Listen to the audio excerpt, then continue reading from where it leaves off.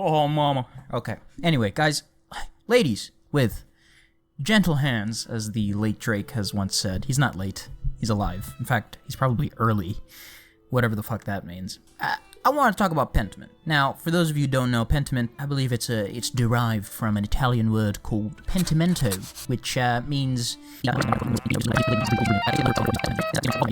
Sorry, dude, I love going on tangents, and it's the worst fucking thing ever, because I have keynotes to follow, and I don't follow them. And when I don't follow them, I go off track, and I start sweating, and I'm like, dude, fucking get on track, man. You know? God. I love them. Okay, like, I begun the game when it first came out in 2022, I believe it was. Let me check again. God, you see what I mean? I go on a tangent and I forget things. Get your head in the game, as the late Zac Efron once said. He's alive, I think. I don't know, it depends on how many steroids that guy's on today. Okay, yeah, so Pentiment came out in 2022, and it came out to very, very good reviews. A lot of 9s, some 10s. Dare I say. And I believe it scored like a 90% on Metacritic back then, but I don't know, it's gone down since then. I could be wrong. It could have always been an 86%. I just checked it again. It's an 86% now. In any case, came out in 2022. I played it then, but I only played it through the first 2 chapters, I think.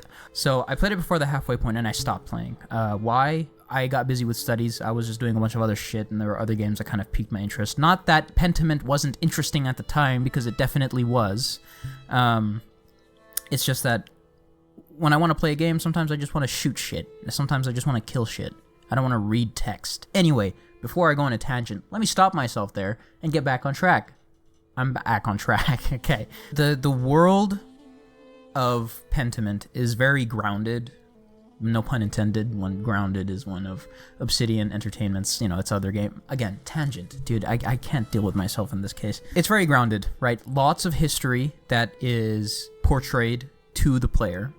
And it's easy to sort of get lost in all of that history. Lost in a good sense. Lost in the sense that, wow, like, I'm here. I'm in Kearsarge. I'm being chilling with Andreas Mailer. I'm chilling with the Druckers. I'm chilling with all these people here. I'm chilling with the Abbot. I'm chilling with the Abbey. I'm chilling with Brother Piero. You know what I mean? These are just some of the characters in the game. But this is what I mean. It's when you play the game and you understand the story, you're understanding the characters, you're understanding the world. When you read the text through and through, and you take everything, you get so invested because it feels so real and tangible. Going back to like how I got into the game in general. Again, like I started playing the game because Obsidian Entertainment. These are the guys who made Fallout New Vegas. I decided to play the game because it was on Game Pass, very accessible. I decided to play the game because it looked cool. Like, I don't think there are many games with medieval art styles like Pentiment. It was one of the first things that I read about it was that it was a medieval murder mystery. If that doesn't get you excited, if that doesn't make you wet your pants a little bit, I don't know what will. Medieval murder mystery? I love murder mysteries as they are. Shout out, Alan Wake 2. Love that game. Alan Wake 2 is great. And this is, it's a murder mystery, but it takes place in the medieval times. Not a lot of games like that. Medieval times, very spooky, very mysterious times, I will say. Top 10 mysterious times. Medieval times, that's for sure. I would argue with you on that, because I think it's true. That's one of the reasons why I decided to play the game. It's because the supposed theme, medieval murder mystery, the development team behind it, Obsidian Entertainment, Josh Sawyer, and the fact that it was on Game Pass, like, it was just an easy kind of like, okay, I'm playing this game, I don't care if it's text-based, if it's a text-based RPG, and that's all I get. Because the game really doesn't have much in the way of, like, your standard gameplay systems. There's no fighting system involved.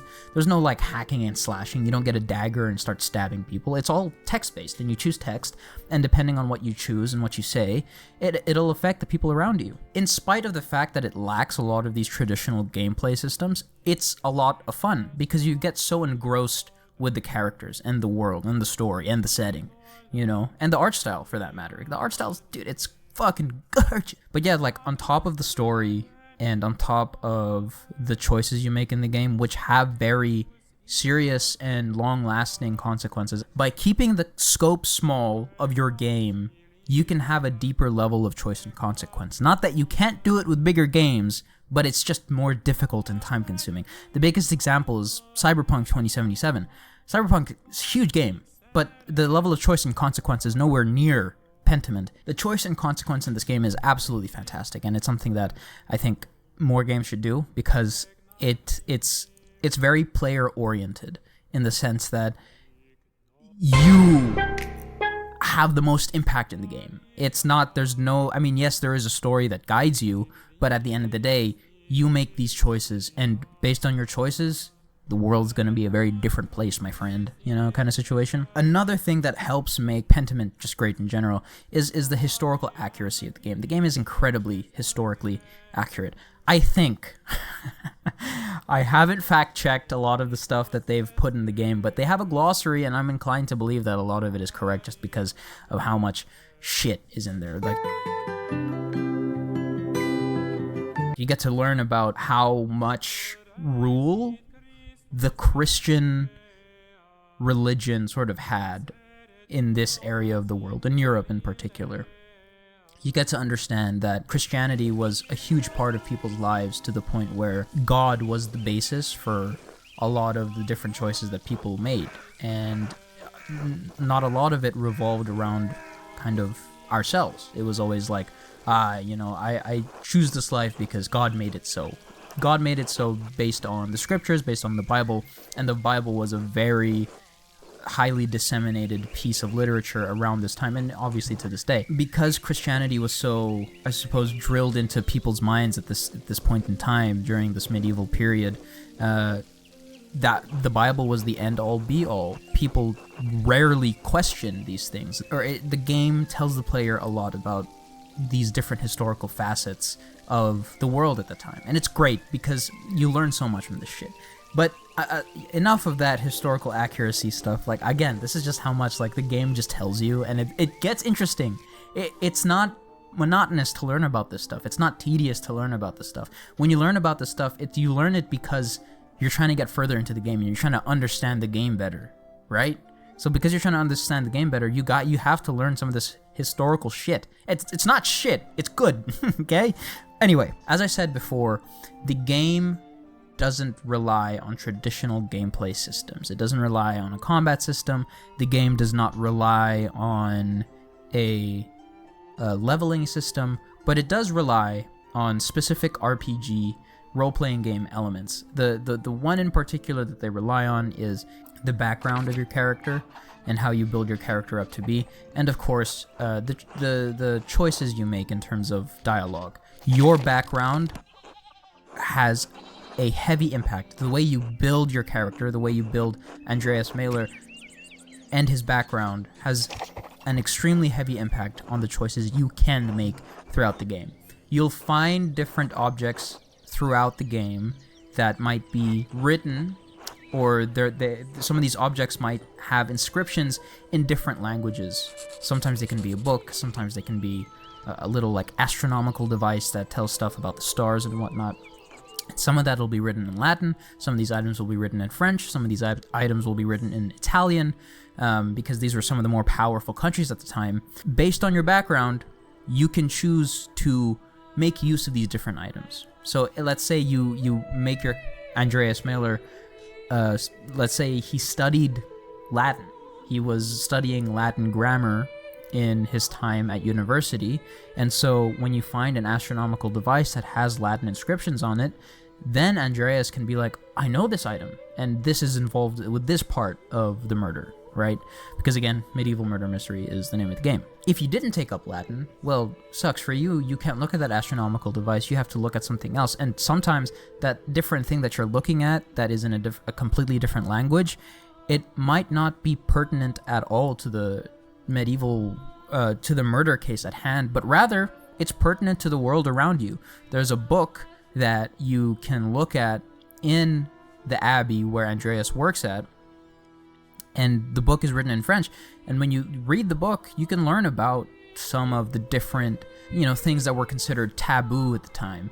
But you have to had Andreas learn French when you choose his background items. Tough luck. You have to find something else. You have to make do with what you have. Apart from the different items that you can pick up and try to, examine based on your different backgrounds, you can also choose different dialogue options that present themselves based on the background elements that you choose. So, for example, if maybe you're talking to a character that is visiting in from a different country, like Italy, for example, if you chose the background option that allowed you to speak a little bit of Italian, your Andreas Mailer would be able to understand and speak to this person that speaks in Italian, and perhaps pick up a thing or two from him that might add to the murder mystery, or perhaps just add to the world in general.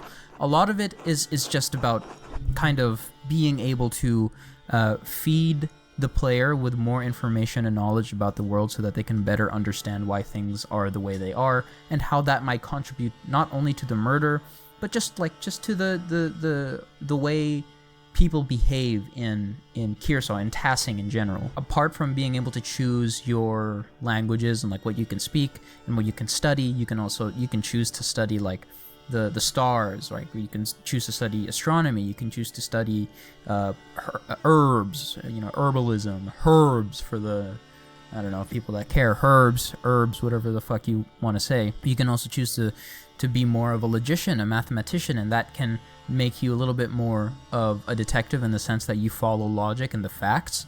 But because you follow more logic and because you prefer to follow the facts, sometimes you can hurt your relationships with characters because you will engage in logical pedantry rather than engage with just general interpersonal relationships. You'll, instead of being hey, I think you're the killer, but let's talk about this on the down low because I care about you and we can be friends and stuff like that, you would, because of your background choices, you would rather say things like, no, because of A, B, and C, you are D. And the guy's like, you're a fucking prick. I didn't even do that. And you're just like, no, actually, I'll tell you something. The logic says this. And so, depending on your background choices, it can alter the way your Andreas Mailer acts towards other characters. They will ultimately affect your relationships with these other characters, which are pivotal in solving the murder mystery. Because by understanding and talking to the people of Tassing, of Curacao, which is the town, you'd be able to better understand the murder, right? The town and its history is linked to the murder. That's all I'll say on the story. But yeah, moving on from RPG elements, I do want to talk about choice and consequence. Of course, one of the bigger sort of tent poles of the game. Your choices and the dialogue options that you choose, whatever, they will have a monolithic impact on the way you approach this murder mystery. If you want to get on the good side of the townspeople, you'll learn more things that are specific to the townspeople, which can be beneficial to your endeavor in solving this murder case. But at the same time, you will get on the bad side of the people who work in the abbey, in the church, because these people don't necessarily get along with the townspeople. And because you won't get alongside with the people who work at the church, you won't have access to certain things that are also pivotal to your solving the murder. On the flip side of that, if you get along with the church people, you won't get along with the townspeople, and you won't be able to learn these things that are specific to the townspeople, which are also, which can also be pivotal. So each side has its own pros and cons, which is well done on Obsidian's part. Neither side is better than the other. One side might have something that will appeal more to you as an individual, meanwhile another side might have other things that'll appeal to other players and their personality traits. So it's cool that the game is able to appeal to different personality types and traits by providing different outcomes and choices and objects and items that are specific to kind of the two factions, so to speak, which are the townspeople and the people who work at the church. I think this speaks volumes of Obsidian's ability to incorporate and integrate choice and consequence into their games, in particular Pentiment. I think that this level of choice and consequence is one of the more noteworthy aspects of the game, and something that you should definitely play the game for is if you're looking for a game that has a lot of choice and consequence, that makes you really the center and pivotal and integral to the way the game's story progresses, this is a game that you should absolutely play. So yeah, thumbs up.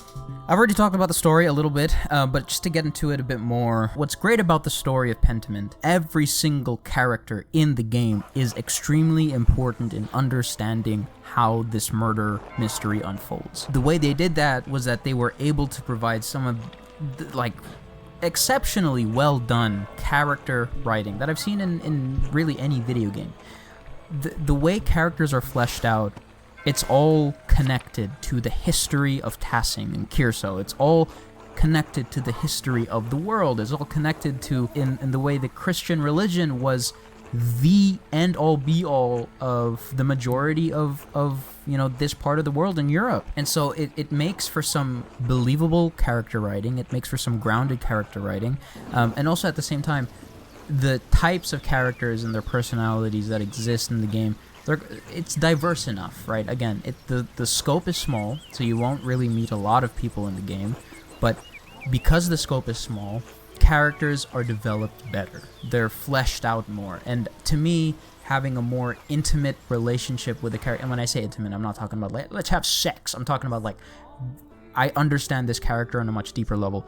To me, it's understanding these characters on deeper levels that matters more in a game, rather than having a million characters scattered around the world, but I can't do shit with them, right? Looking at you, Assassin's Creed Valhalla. No, I'm kidding. I'm sure that's a good game. I haven't played it. I should. No hate, just small dig. I think AC Valhalla, cool game. Vikings, shout out. Best part to me of Pentiment's story is its plot twist element. The game doesn't use its plot twist element often, right? It has, let's say Pentiment has a card of elements that they use in the story, like a set of playing cards, right? Sure, they fold it out, and you have okay, this card is character development, this card is historical accuracy, this card is choice and consequence. They have one card, it's their trump card, it's called plot twists. My fucking god, this game has some incredible plot twists. They are plot twists to rival plot twists. They twist plots pretty well. The plot twist, they twisted the plot to a point that I wasn't expecting. And to me, it was so fantastic. The last plot twist, the final plot twist that got me. I was playing the game and I was getting ready for just to fall asleep. I like playing. I played this game before going to bed, just as a little nighttime story. I finished the game. And I was awake for the next 3-4 hours just thinking about the ending of the game. I was like, holy fucking shit. I was not expecting that plot twist. That was insane. That was mwah, chef's kiss, dude. If the chef could make out with the game, this game would be messy and then, incredible story. I was not expecting the plot twists. That's the story. I also want to talk about kind of just the historical accuracy of the game just in general.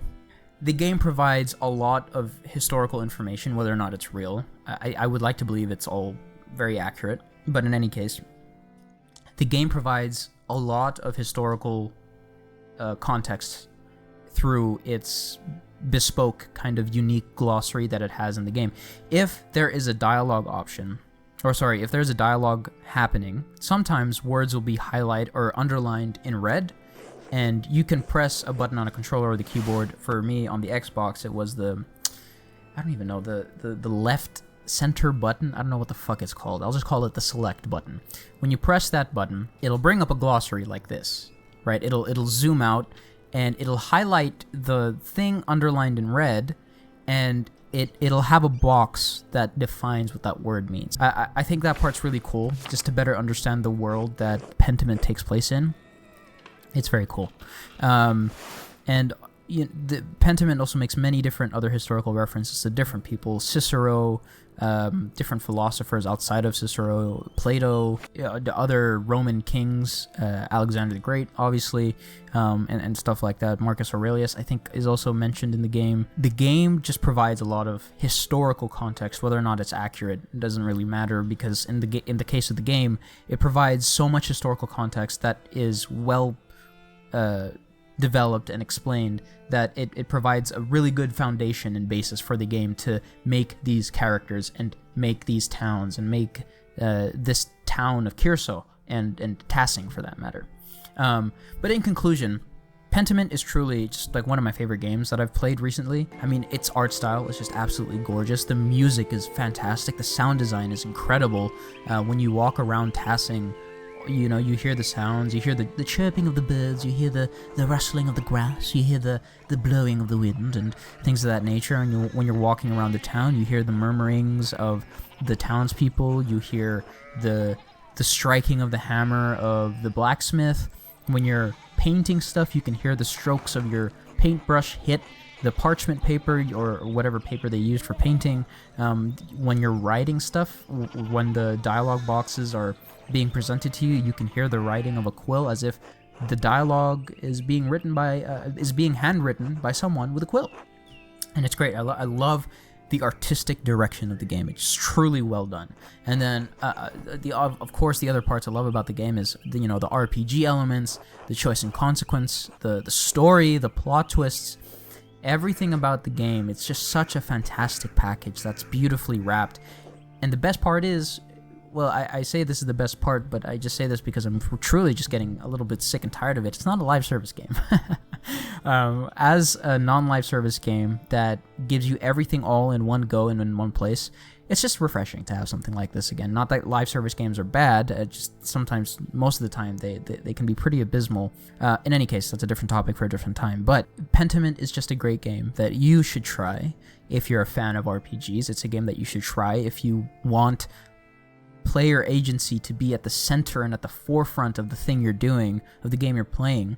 And Pentiment is just a game that you should play, period.